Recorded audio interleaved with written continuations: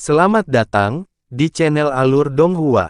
Sebelum menonton, silahkan subscribe, biar Mimin tambah semangat update-nya. Cahaya merah bersinar terang dari pusat penghalang es dan tiang api besar menyapu seluruh kodok api kuno, itu naga es atau harta sihir, mereka semua dengan paksa terlempar. Siluet katak api kuno bisa samar-samar terlihat di dalam pilar cahaya.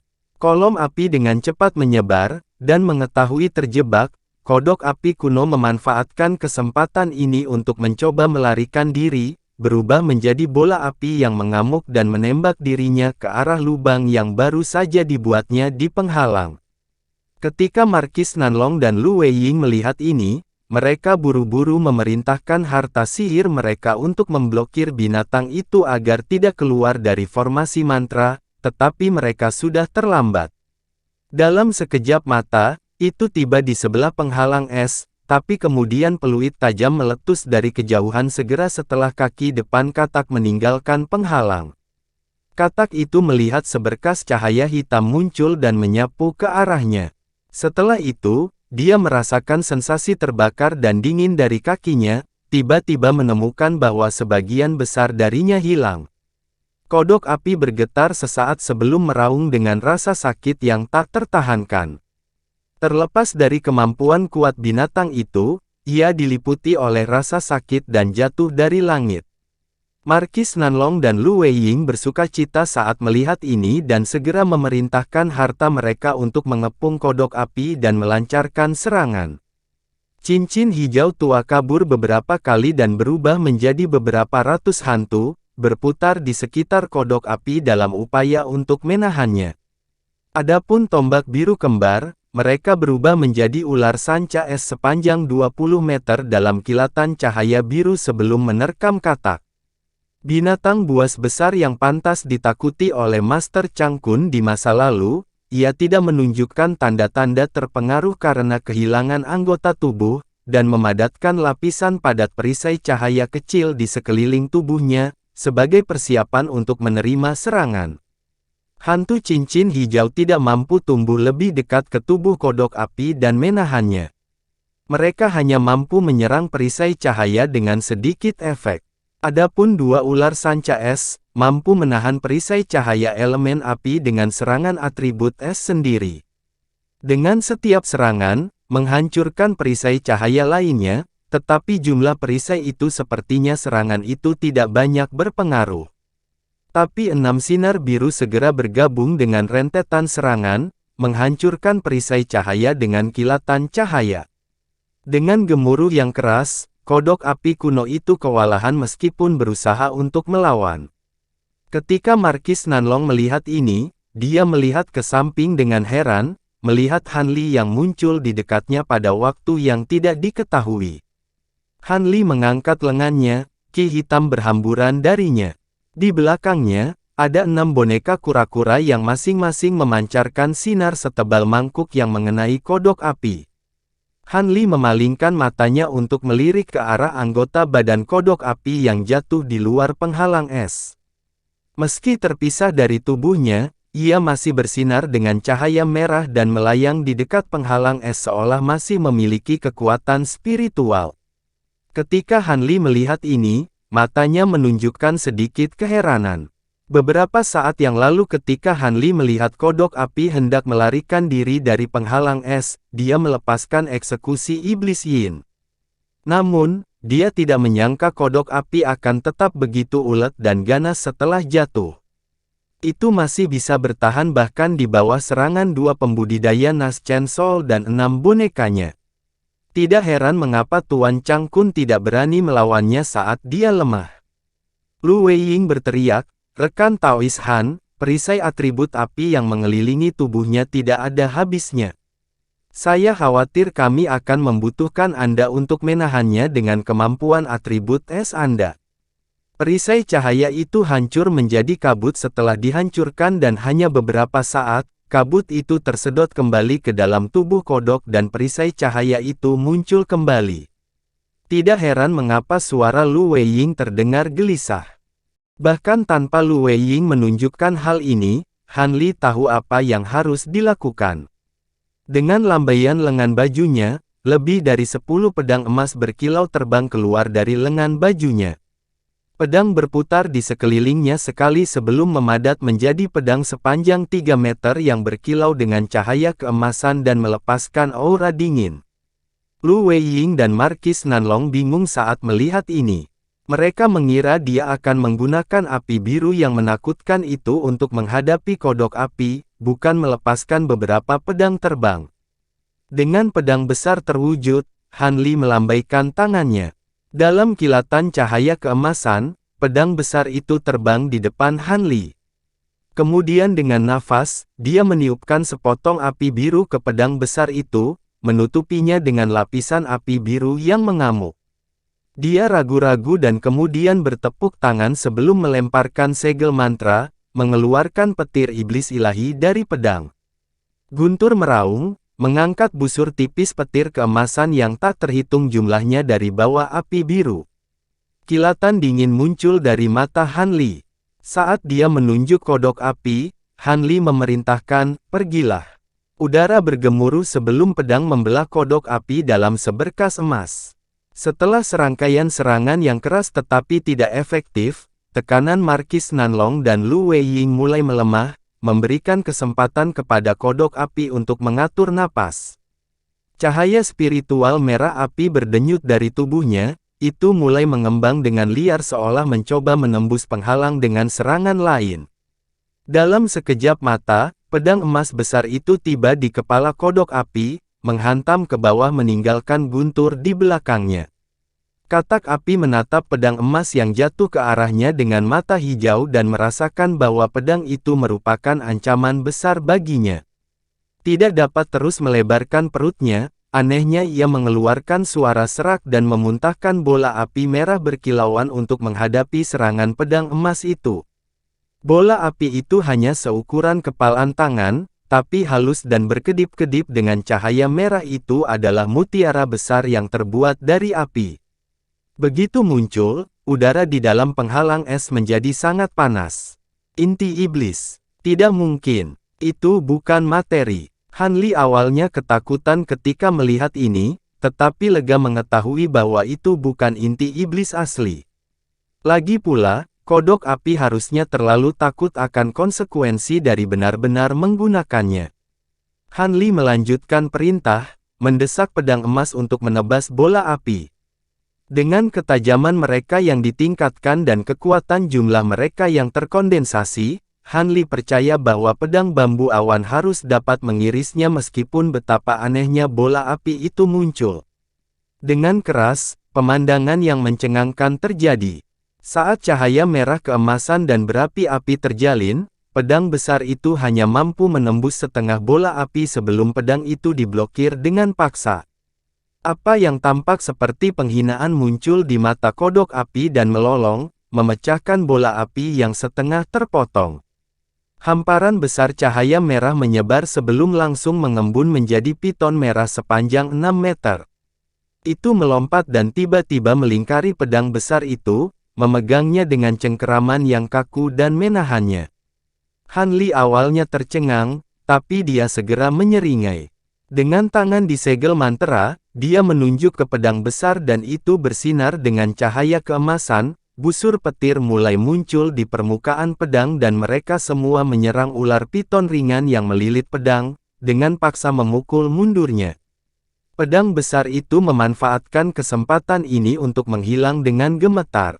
Sesaat kemudian, itu muncul kembali di atas katak api kuno dan jatuh saat api biru melonjak dari permukaan pedang. Di bawah serangan pedang, perisai cahaya yang mengelilingi kodok api benar-benar dibekukan oleh api es biru yang melonjak dari pedang besar dan hancur. Dalam satu nafas, lebih dari 10 perisai kecil hancur dan pedang besar itu terus turun, dengan keras menebas kepala katak kuno itu. Katak api tidak menyangka situasinya akan berubah drastis. Dalam serangan terakhirnya, ia melepaskan bola api yang mengembunkan api esensi tubuhnya, dan tanpa kesempatan untuk menarik napas, pedang besar itu telah menghancurkan pertahanannya dan memotong ke arah kepalanya. Ketakutan memenuhi matanya. Tak berdaya, kodok api hanya bisa membuka mulutnya dan mengeluarkan lidahnya yang hitam legam dari mulutnya dengan swoosh. Pada saat yang sama, dia berjongkok dengan kaki belakangnya, siap untuk melompat. Jika itu adalah pedang harta karun biasa, tindakan binatang itu akan berpengaruh. Lagi pula, lidahnya sangat tahan lama dan akan mampu memblokir harta sihir biasa tanpa banyak usaha. Namun, pedang bambu awan telah disempurnakan dengan esensi aurik dan jauh lebih tajam daripada pedang terbang biasa. Setelah lidah menyentuh pedang, terbelah dalam kilatan cahaya keemasan sementara pedang terus turun. Saat kodok api kuno melompat 3 meter, kepalanya yang besar berputar saat terbang dari tubuhnya. Selain itu, perisai cahaya yang mengelilingi kodok segera tersebar menjadi abu. Ketika Lu Weiying melihat ini, dia berteriak kegirangan, "Selesai!" Markis Nanlong menghela nafas dan tersenyum. Dia kemudian memegang tangannya dalam gerakan mantra dan berjalan menuju penghalang es. "Tunggu sebentar!" teriak Han Li dengan dingin, menghentikan Markis Nanlong dari menonaktifkan penghalang es. "Ada apa, Saudara Han?" Markis Nanlong memasang ekspresi bingung dan tanpa sadar meletakkan tangannya di kantong penyimpanan. Lu Weiying juga melirik Han Li, wajahnya menunjukkan sedikit kewaspadaan. Han Li menutup mata terhadap tindakan mereka dan dengan tenang berkata, "Hanya saja aku belum memastikan bahwa kodok api benar-benar mati.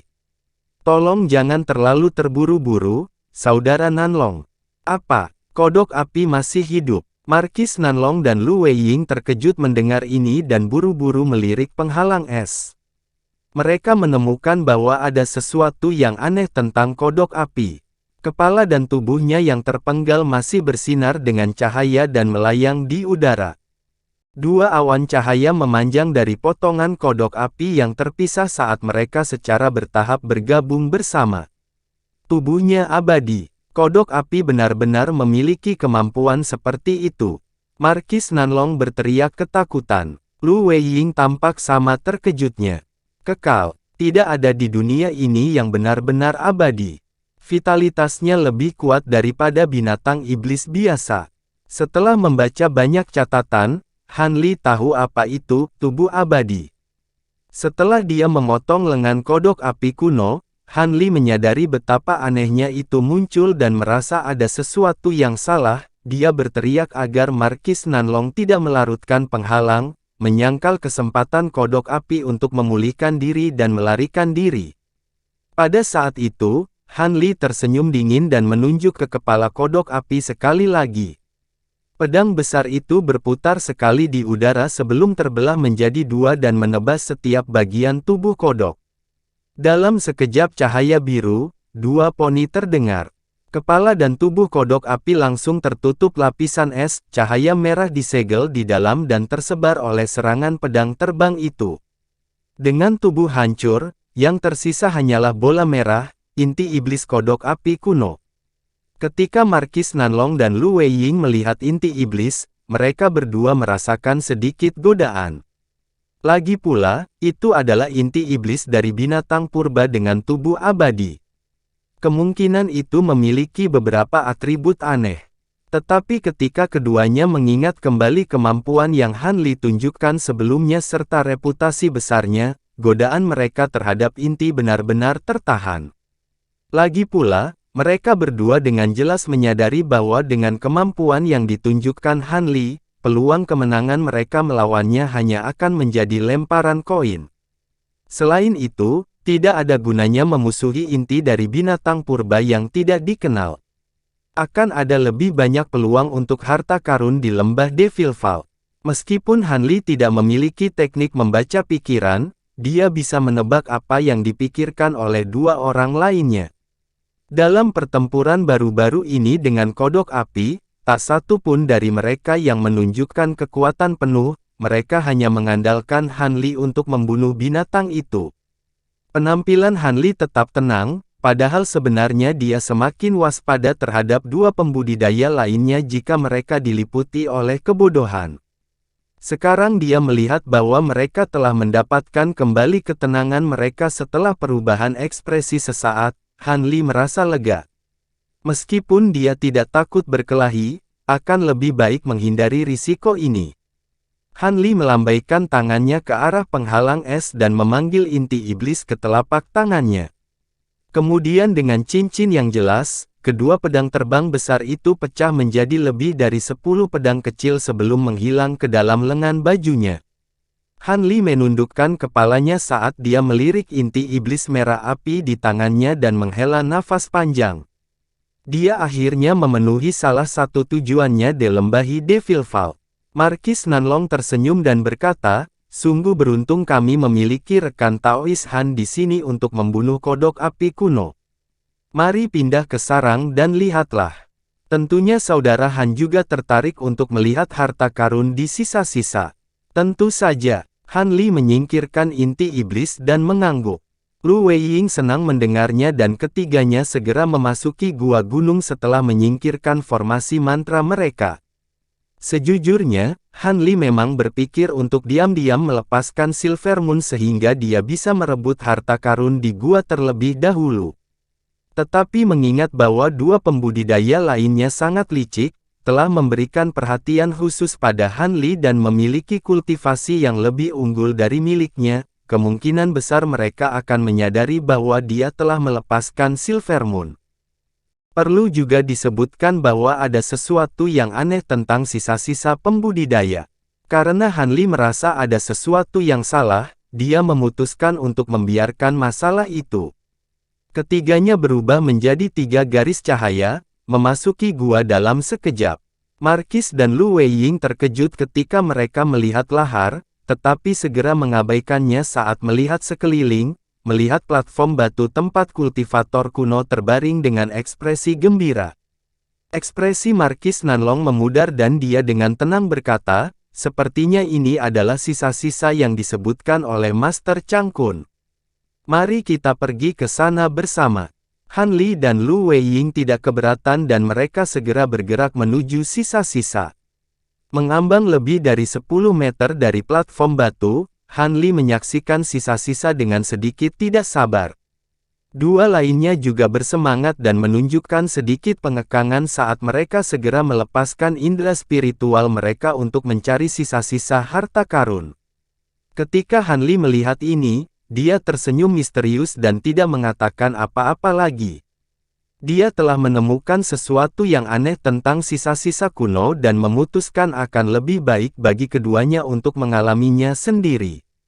Akibatnya, keduanya menenggelamkan kerangka itu dengan indera spiritual mereka dan cahaya hijau menyembur dari jubahnya. Indera spiritual mereka ditolak sebelum mereka dapat melihat apapun, yang membuat mereka khawatir. Dengan ekspresi terkejut, Wei Luying bergumam, "Yi, ada yang aneh dengan jubah itu." Markis Nanlong mendapatkan kembali ketenangannya dan menjelaskan, itu hanyalah gaun yang terbuat dari sutra ulat sutra hijau. Kultivator kuno membuat jubah dari bahan ini untuk mencegah kultivator lain menyelidiki mereka, dengan indera spiritual. Meskipun langka di zaman sekarang, itu adalah barang umum di zaman kuno. Dia kemudian mengayunkan tangannya ke udara dan memanggil jubah hijau itu ke tangannya. Kerangka itu terungkap dengan kantong hitam kecil melilit pinggangnya. Sebuah kantong penyimpanan, seperti yang diharapkan. Lu Weiying berteriak kegirangan. Markis Nanlong juga merasakan kegembiraan dan melemparkan jubah hijau ke samping sambil menatap kantong penyimpanan hitam dengan fokus penuh. Ketika Han Li mendengar suara yang dibuat oleh jubah biru jatuh ke tanah, ekspresinya sedikit berubah sesaat. Saat suasana semakin tegang, Markis Nanlong tersenyum kepada dua anggota partainya dan menyarankan, "Jika kalian berdua tidak menentang, apakah tidak apa-apa jika saya melihat melalui kantong penyimpanan terlebih dahulu?" "Tentu saja Anda bisa, Saudara Nanlong, silakan lanjutkan." Han Li melirik ke kantong penyimpanan dan menjawab sambil tersenyum. Adapun Lu Weiying, dia ragu sejenak sebelum mengangguk. Markis Nanlong kemudian melangkah maju dan dengan hati-hati mengambil kantong penyimpanan ke tangannya. Dia menyapu isinya secara umum dengan indera spiritual dan wajahnya menjadi kaku. Ketika Lu Weiying melihat ini, dia tidak bisa menahan diri untuk tidak berkata, "Kakak Nanlong, ada apa di dalamnya? Anda sebaiknya membiarkan kami melihatnya." Markis Nanlong mengangguk dan membalik kantong penyimpanan, segera menuangkan isinya dalam kilatan cahaya putih, menghasilkan setumpuk barang di lantai. "Apa-apaan ini?" Lu Weiying berteriak ketakutan. Sebagian besar item yang muncul adalah bongkahan logam merah yang sangat panas. Ada juga beberapa barang yang sangat menarik, kotak giok putih, cermin ungu kecil, pedang kuning kecil, satu set jarum terbang hijau, dan 2 botol obat hitam. Han Li menyipitkan matanya saat melihat barang-barang itu dan ekspresinya bergerak. Tidak termasuk kotak batu giok dan botol obat, barang-barang lainnya adalah harta karun kuno yang langka. Adapun kotak batu giok dan botol obat, mereka sangat menarik minat Han Li. Baik kotak maupun botolnya dimurnikan dari bahan yang menghalangi dia untuk melihat ke dalamnya dengan indera spiritual. Han Li mengerutkan kening dan berkata, "Aku belum pernah melihat materi itu sebelumnya, tapi sepertinya baru setengah jadi." Setelah beberapa pemikiran, Markis Nanlong merenung, "Setengah selesai.